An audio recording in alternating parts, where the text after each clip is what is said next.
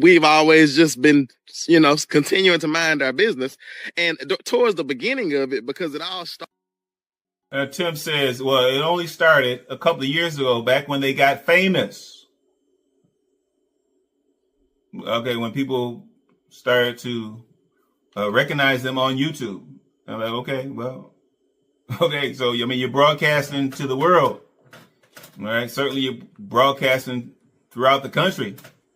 Okay, but you talk about people didn't care about you back when you were doing ministry work. Well, it was supposed to be selfless work. Okay, so hopefully you weren't doing that work in order to acquire any level of fame. Yes, we do know that there was some monetary incentives for you.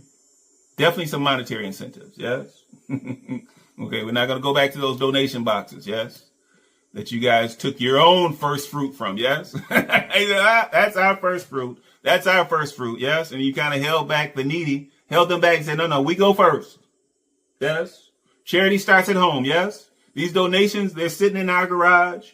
Yes. They're sitting at our house, so we get first pick. Yes. But tell us more, Coach. Tell us more. Started a couple years ago, and towards the beginning of it, it started around the same time that we started to become famous, on YouTube. We started to have success on YouTube, because before that, nobody was paying attention to us. When we were prayer walking, when we were, giving, had a clothing ministry, when we were, sacrificing our whole lives and changing lives, discipling, when we had our ministry in the city, nobody was paying attention until we started, because Tim says that maybe people were not paying attention to them because they were boring. Now, if you want to imply that the truth is boring, then so be it. Yes. Okay. But now, deception, scheming, scamming, intrigue, confidence building. Yes. Certainly that stuff has a certain level of excitement to it. Okay, because generally speaking, people do not like scammers. Okay, most people do not like con men.